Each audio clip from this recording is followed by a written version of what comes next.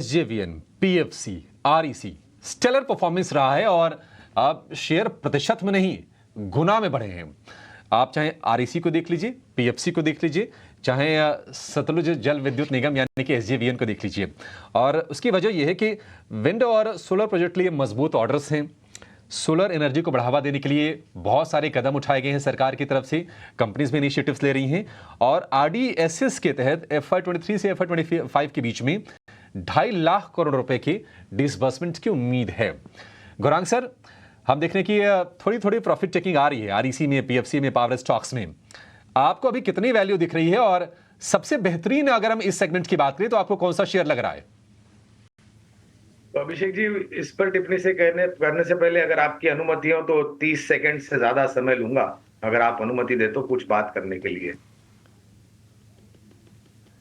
हाँ हाँ सर, बिल्कुल बिल्कुल। तो ये जब से माननीय प्रधानमंत्री जी ने बातें की हैं और जो टिप्पणी करी है, तब से लेकर के आज तक मेरे ख्याल से एक सावधानी या फिर एक चेतावनी की बात करना चाहूंगा। देखिए, माननीय नरेंद्र मोदी जी देश के प्रधानमंत्री हैं, स्टॉक मार्केट के प्रधानमंत्री नहीं है, क्योंकि कुछ बातें social media, WhatsApp, Google, YouTube, ये जो अनौपचारिक विश्वविद्यालय है, वहां पर बहुत सारी ऐसी बातें चल रही हैं जिसका ना कोई तर्क है ना तो कोई बुनियाद है। तो ये सब चीज को पढ़ के भरोसा करके मेहरबानी करके निवेश मत कीजिए। प्रधानमंत्री कुछ ने खुद ने किया है कि अगर आपके पास जानकारी नहीं है तो जानकारी लीजिए और बाद में निवेश कीजिए। ये सब अनौपचारिक विश्वविद्यालय जो है चल रहे हैं पैरेलल, वहां पर भरोसा करके निवेश मत कीजिए, पहली बात। दूसरी बात, एक बही खाता माननीय प्रधानमंत्री जी ने अपने 10 साल के कार्यालय में और पिछली सरकार के 10 साल के कार्यालय में जो आंकड़े दर्शाए वो दिखाए। तो एक बही खाता था जो इन्होंने अपने हमारे समक्ष रखा था।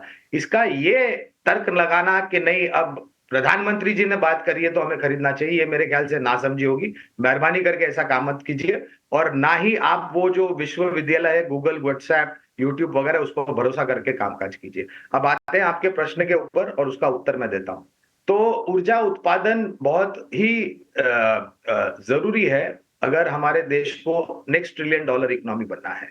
और यह भी वास्तविकता है कि कार्बन फुटप्रिंट्स कम करने के लिए भारत सरकार की तरफ से, माननीय प्रधानमंत्री जी की तरफ से बहुत सारे कदम उठाए गए हैं। और सूर्य से उत्पादन होने वाली सूर्य ऊर्जा यानी कि सोलर एनर्जी और वायु से उत्पादन होने वाली विंड एनर्जी पर बहुत सारा ध्यान दिया गया है और आने वाले भविष्य में दिया जाएगा। इस क्षेत्र में अगर कुछ कंपनियां ऊर्जा उत्पादन और ऊर्जा वितरीकरण में हमें पसंद आती है तो पहली कंपनी है टाटा पावर, 480 का लक्ष्यांक है लंबी अवधि के लिए। दूसरी कंपनी है सरकारी कंपनी, मेरे ख्याल से इस कंपनी की ऊर्जा उत्पादन सबसे बड़ी उत्पादन क्षमता है, वो है एनटीपीसी, 400 का लक्ष्य है एनटीपीसी पर। और तीसरी कंपनी है जो कि सरकारी कंपनी है जो ऊर्जा वितरीकरण से जुड़ी हुई है, वो है पावर ग्रिड, जहां पर 345 का लक्ष्य है। ये मैं बात कर रहा हूं बुनियादी तर्क के आधार पर, इसलिए आपके लिए निवेश की जो समय सीमा होगी अभिषेक, वो कम से कम 12 से 18 महीने होनी चाहिए।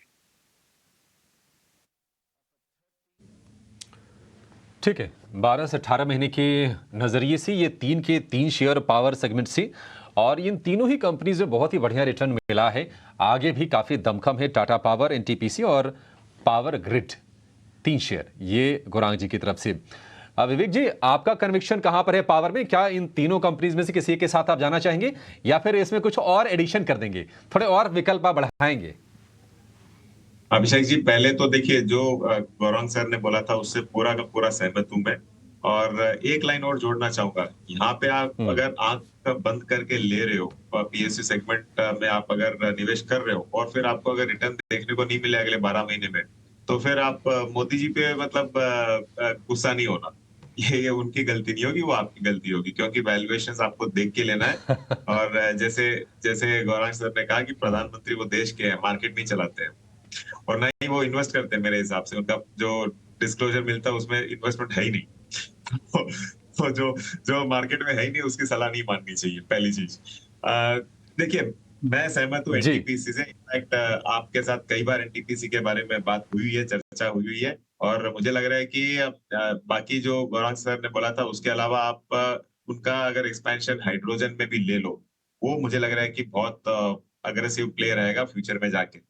तो लंबी अवधि के लिए आप अगर लेते हो तो एनटीपीसी बहुत बढ़िया होगा। और अगर नीचे कभी भी आपको 280 और 300 के बीच में मिले तो आपको अग्रेसिव बाइंग भी करनी है।